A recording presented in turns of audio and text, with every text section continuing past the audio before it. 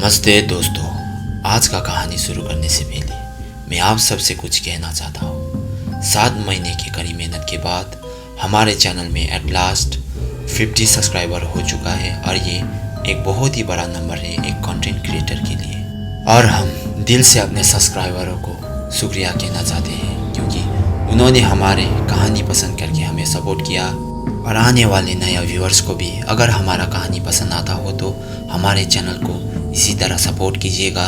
तो इसी में आज का कहानी शुरू करते हैं। और आप लोगों ने अब तक सुना कि उस औरत ने गोपाल को देख लिया था। अब ये चीज़ गोपाल के लिए जानलेवा हो सकता था क्योंकि वो औरत दिखने में कोई साधारण औरत नहीं दिख रहा था, क्योंकि दिखने में नॉर्मल इंसान से वो 3 गुना बड़ा था।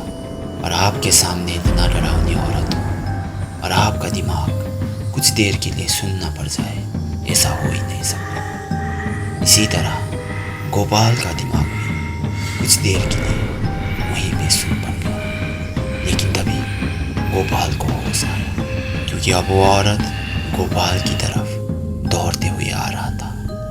अब गोपाल ने जैसे ये देखा वो भी अपना सारा सामान वहीं पे छोड़ के नीचे की तरफ दौड़ने लगा। और आप सबको तो पता ही है कि ऐसे छोटे रिवरों में कहीं पैर का टेनिया और पत्थर होता है। लेकिन अब गोपाल इस कदर डर चुका था कि उसे ना तो पैर दिखाई दे रहा था और ना ही पत्थर।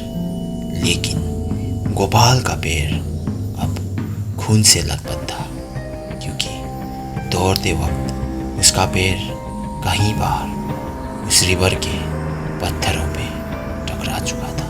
लेकिन डर के मारे गोपाल को अब दर्द का महसूस नहीं हो रहा था और उसने अपना जी जान नीचे की तरफ दौड़ने में लगा दिया।